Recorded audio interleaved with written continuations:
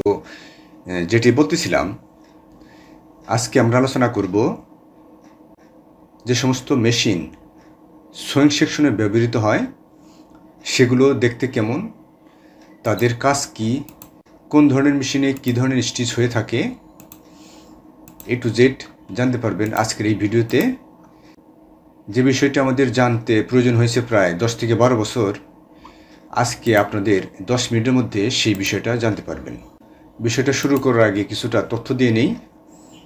আপনারা যারা গার্মেন্টস সেক্টরে আসতে চাচ্ছেন বা গার্মেন্টস সেক্টরে কাজ করতেছেন, যদি নিজেকে বিকশিত করতে চান, আমার এই চ্যানেলের মধ্যে যে সমস্ত ভিডিও আছে এগুলো দেখার বিকল্প নাই। এখানে আমি garments quality assurance, total quality management, lean six sigma, lean manufacturing যাবতীয় ভিডিও পর্যায়ক্রমে আপলোড করতেছি। আপনারা যদি এগুলো দেখেন তাহলে আপনারা নিজেকে বিকশিত করতে পারবেন। মোট কথা, পড়াশোনার বিকল্প নাই। ভালো পজিশনে যেতে চাইলে পড়াশোনা করতে হবে, এই সমস্ত ভিডিও দেখতেই হবে। তো আশা করি ভিডিওগুলো আপনারা পর্যায়ক্রমে নিয়মিত দেখবেন এবং আপনারা নিজেকে বিকশিত করবেন। এই ভিডিও তৈরি করার মূল উদ্দেশ্য লক্ষ্য হচ্ছে গার্মেন্টস সেক্টরে বড় একটি অংশ আমাদের দেশের লোকজন চাকরি করে, তাদেরকে ডেভেলপ করার মূল আমার উদ্দেশ্য। যাই হোক, কথার বাড়াবো না, চলুন আমরা মূল আলোচনায় চলে যাই।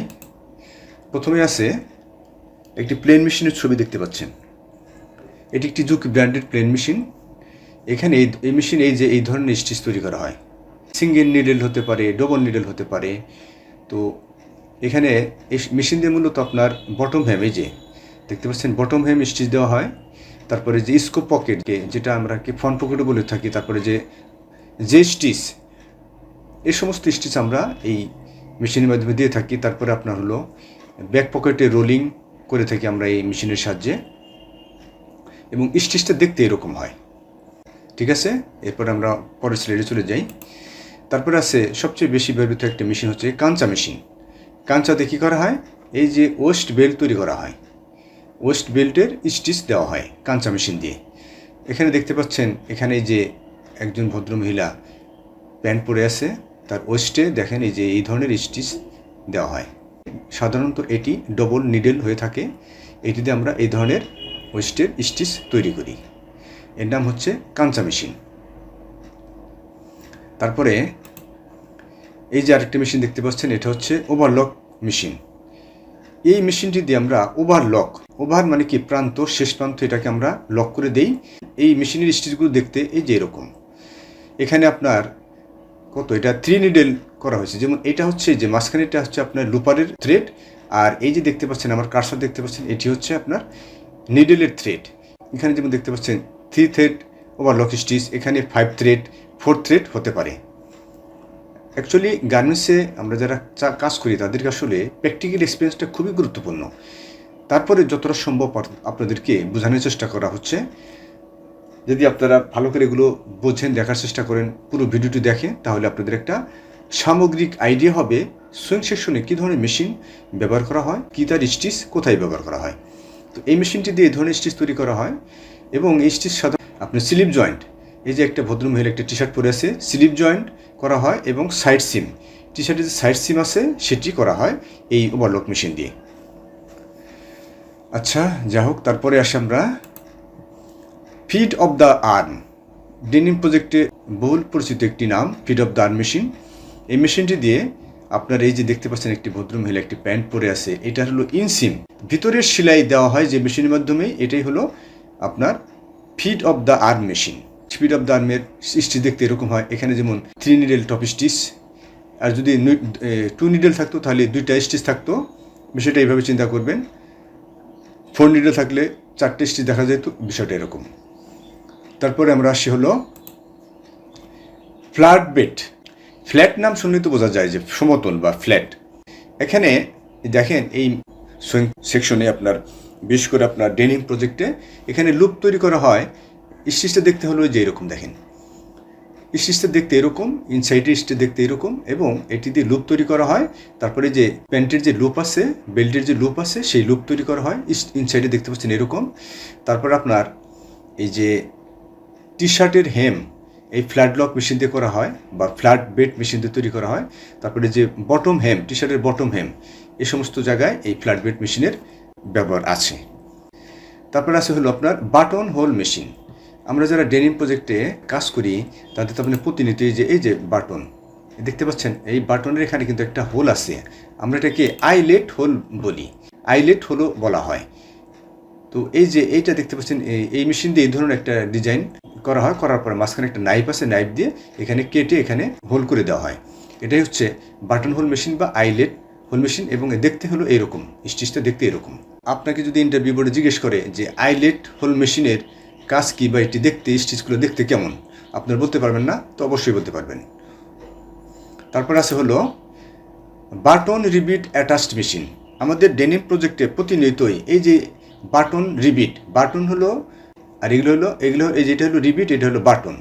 তো আমরা এই দুটি মেশিনের মাধ্যমে, এটা ম্যানুয়াল আছে আবার আপনার অটো আছে, আমরা এটা করে কি ওই একটি করে বাটন দেওয়া হয়, উপরে একটা বাটন, নিচে একটা হলো এই রিবিট দিয়ে আমাদের এই যে ওয়েস্টে দেখতে পাচ্ছেন এই ধরনের বাটনগুলো আমরা এই মেশিনের সাহায্যে করে থাকি। Button and eyelet attached machine বলি আমরা, ঠিক আছে। আর এই যে দেখতে পাচ্ছেন এটা কিন্তু সাং বাটন, সাং বাটন দেখতে কিন্তু এরকম। এটি কিন্তু ইন্টারভিউ বোর্ডে জিজ্ঞেস করে যে সাং বাটন দেখতে কেমন বা কোথায় লাগানো হয়। যাই হোক, তারপরে আছে হলো আপনার ভার্টেক মেশিন। বহুল ব্যবহৃত একটি মেশিন সুইং সেকশনে বা ফিনিশিং হতে পারে, আপনার এটা যে কোনো সেকশনই হতে পারে, স্যাম্পল সেকশন হতে পারে, আপনার সুইংয়ে ফিনিশিং হতে পারে। এটি দিয়ে আমরা এই যে স্টিচের এখানে একটা ভার্টেক থাকে, তারপরে যে বেল্ট আছে, যে বেল্টের লুপ আছে, যে এই লুপের এখানে আমরা এই ভার্টেকগুলো দিয়ে থাকি এই মেশিনের সাহায্যে। এই ছবিতে দেখতে পাচ্ছেন একজন অপারেটর ভার্টেক তৈরি করতেছে, এবং ভার্টেকগুলো দেখতে হলো এরকম। আর কোথায় লাগানো হয় আপনার হলো যে প্যান্টের ব্যাক পকেটে আমরা ভার্টেক করি, তারপরে লুপের বেল্টের লুপে আমরা ভার্টেক করি, তারপরে ফ্রন্ট পার্টে যে স্টিচে আমরা ভার্টেক করি, ঠিক আছে। করা হয় নতুন ছবিতে আপনাকে জিজ্ঞেস করা হয় যে ভার্টেক দেখতে কেমন, কোথায় কোথায় লাগানো হয়, তো আশা করি অবশ্যই বলতে পারবেন। আচ্ছা, এবার আছে হচ্ছে আপনার জিগজ্যাগ মেশিন। জিগজ্যাগ নাম শুনে বোঝা যায় একটা এক ধরনের মনে হয় ডিজাইন ভাব আছে, ডিজাইন করা হয়েছে। তো এই মেশিনের সাহায্যে জিগজ্যাগ স্টিচ তৈরি করা হয়। জিগজ্যাগ স্টিচ দেখতে হলো আপনার এই যে এইরকম, এই ছবিতে দেখতে পাচ্ছেন, এটা হলো জিগজ্যাগ স্টিচ দেখতে এরকম। আবার এই ডান পাশের ছবিটি দেখতে পাচ্ছেন, মেশিন একবারে প্র্যাকটিক্যালি বুঝিয়ে দেওয়া হচ্ছে, জিগজ্যাগ স্টিচগুলো দেখতে এরকম। এই মেশিনের সাহায্যে জিগজ্যাগ স্টিচ করা হয়। আর এই যে এটা হলো রিবিট, দেখতে একটু আগে বলছিলাম যে রিবিট দেখতে এরকম, এখন কাছে দেখা যাচ্ছে, ছবিটা কাছে দেখা যাচ্ছে, এটা হলো রিবিট। এরপর আছে হলো আপনার collar point trimming and turning machine. শার্টের প্রজেক্টে আপনার কলার যে তৈরি করা হয়, সেই কলারটা আপনার সুন্দর করে আপনার কাটা হয় এবং টপ সেট করা হয়, এই মেশিনের সাহায্যে সেটা করা হয়। তো এখানে আর একটা বিষয় ছবিতে আমি দেখাতে পারছি না, আমি ছবিটা খুঁজে পাইনি। যাই হোক, সেটি হলো যে কলার পয়েন্ট তোলার জন্য এক ধরনের আপনার মেশিন ব্যবহার করা হয়, একদিকে চোখা থাকে, সে কলারটা ইনসাইডে ধরলে ওই মেশিনটি প্রেস করলে আপনার কলারটা পয়েন্ট, এই কলার যে পয়েন্ট, এটা খুব ভালো করে ওঠে। যাই হোক, এটা আপনার একটু আইডিয়া দিলাম, সামান্য একটু আইডিয়া দেওয়া হলো। এটাই হচ্ছে সুইং সেকশনে যে সমস্ত মেশিন ব্যবহার করা হয় এবং তাদের কাজ কী এবং তাদের স্টিচগুলো দেখতে কেমন, আমি কিন্তু আপনাদেরকে A to Z বুঝিয়ে দেওয়ার চেষ্টা করেছি। আশা করি আপনারা এই ভিডিও থেকে যারা বিশেষ করে নতুন তাদের বিশাল উপকার হবে, বা যারা কন্ট্রোলার আছেন তাদের উপকার হবে, ঠিক আছে। তো আমরা যারা 10-15 বছরের যে এক্সপিরিয়েন্স নিয়ে গেলাম, আজকে আপনি সেই 10 মিনিটে সেই এক্সপিরিয়েন্সটা গ্রহণ করতে পারবেন যদি ভিডিওটি প্রথম থেকে শেষ পর্যন্ত দেখেন। তো আজকে আলোচনা আর বাড়াবো না, আলোচনা আজকে পর্যন্তই। তো সবাইকে ধন্যবাদ। পরের ভিডিওতে থাকবে হচ্ছে আপনার ফিনিশিং সেকশনে যে সমস্ত মেশিন ব্যবহার করা হয় এবং তাদের কাজ কী, A to Z ওই আলোচনা থাকবে। আশা করি ভিডিওটি দেখবেন।